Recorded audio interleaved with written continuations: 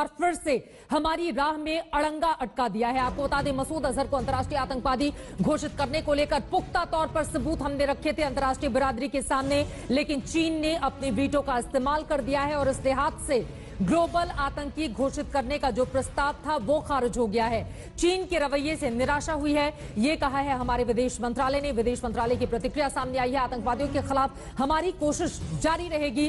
विदेश मंत्रालय ने ये अपनी प्रतिक्रिया रखी है सामने। मसूद का मित्र बन चुका है चीन। चौथी बार उसने इस तरह की हरकत की है जिसको लेकर 130 करोड़ की आबादी वाला हमारा ये मुल्क बेहद निराश है। आपको बता दें, इसके पहले भी, आज के पहले भी चीन ने इस तरह की हरकत 3 बार की है। मसूद अजहर पर बैन के लिए सबसे पहले 2009 में संयुक्त राष्ट्र सुरक्षा समिति में प्रस्ताव रखा गया था, लेकिन चीन ने उस वक्त वीटो लगा दिया था। 2016 में भी मसूद अजहर के खिलाफ प्रस्ताव लाया गया, लेकिन चीन ने दूसरी बार अड़ंगा लगाया। तीसरी बार 2017 में अमेरिका ने ब्रिटेन, फ्रांस के समर्थन से संयुक्त राष्ट्र सुरक्षा परिषद में मसूद अजहर के खिलाफ प्रस्ताव रखा, लेकिन चीन ने तीसरी बार वीटो किया और आज जो चौथी बार है। आतंकवाद के खिलाफ जो लड़ाई हम लड़ रहे हैं, चीन ने चौथी बार उसमें अड़ंगा अटका दिया है। कुल मिलाकर चीन जो हिंदुस्तान का दोस्त होने का दम भरता है, आपको बता दें वो एक आतंकवादी के साथ अंतर्राष्ट्रीय मंच पर खड़ा हुआ दिखाई देता है। इसी पर हम बातचीत करेंगे। तमाम खास मेहमान हमारे साथ जुड़े हुए हैं जिनके पास मैं चलूं, लेकिन नताशा इसरानी इस वक्त हमारे साथ यूएस से जुड़ चुकी है, हमारी संवाददाता। नताशा, क्या कुछ हुआ है, जरा विस्तार से हमें पूरी जानकारी दीजिए। किस तरह से मसूद अजहर के साथ चीन खड़ा नजर आया? नताशा।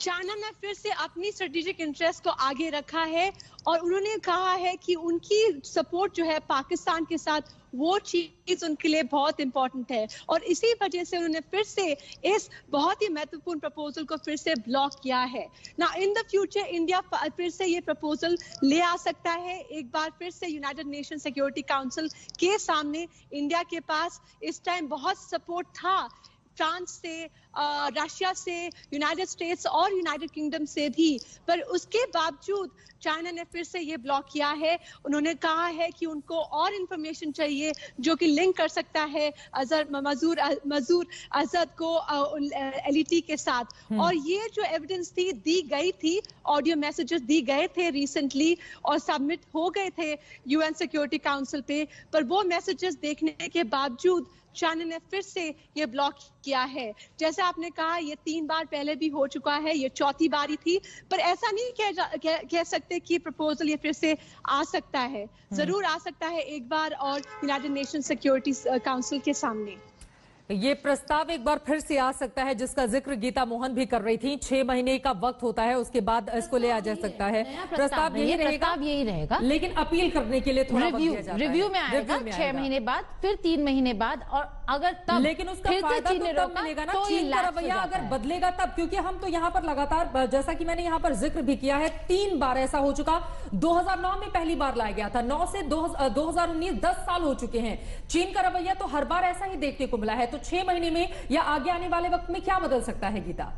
सरकार, क्योंकि इलेक्शंस है यहाँ पे, शी जिनपिंग ने ऑलरेडी ये कह दिया है कि एक बायलैटरल मीटिंग के लिए आएंगे वो भारत। जो मोदी और शी जिनपिंग का मीटिंग होगा, अगर मोदी जीतते हैं तो जो भी प्रधानमंत्री होंगे भारत के, जिनका मीटिंग होगा, प्रधानमंत्री होगा वो तो हिंदुस्तान के हित के लिहाज से ही नहीं, जो भी प्रधानमंत्री होगा उनका मीटिंग जरूर होगा शी जिनपिंग के साथ, क्योंकि ये शी जिनपिंग बोल चुके हैं कि वो आने वाले हैं।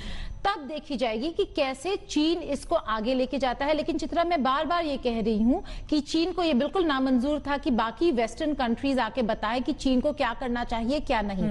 तो कहीं ना कहीं हमारा स्ट्रैटेजी ये भी रहना चाहिए कि क्वाइट डिप्लोमेसी के थ्रू हम इसको बैन करें। मेजर रिटायर्ड एजेबी जानी जी हमारे साथ जुड़े हुए हैं, कोमोडोर रिटायर्ड जीजे सिंह भी हमारे पास है, उनके पास हम चलेंगे। लेकिन उसके पहले नताशा, एक बार फिर से आपका रुख करते हुए, अब आगे ये पूरा का पूरा मामला किस रूप में बढ़ते हुए आप देख रही हैं? क्योंकि 3 देश हमारे साथ खड़े थे, रशिया को बार बार अपने पक्ष में लाने की कोशिश चाइना की ओर से की जा रही थी, पाकिस्तान के साथ, आतंकवादी के साथ एक बार फिर से वो खड़ा हो गया। लेकिन हिंदुस्तान अब इस पूरे मामले को लेकर आगे कैसे बढ़ेगा? नताशा, जैसा हमने पहले भी कहा है, डिप्लोमेसी तो चलती रहेगी, पर यह भी बहुत इंपॉर्टेंट बात है कि इंडिया अब डायरेक्टली चाइना से और लॉबी करे। यहाँ पे Chinese mission to the UN है, इनके साथ भी लॉबी करे और देखा जाए कि जो इंडिया की इंटरेस्ट है चाइना के साथ, वो कैसे इंडिया ज्यादा इंपॉर्टेंट बनाए compare to Chinese interest in Pakistan.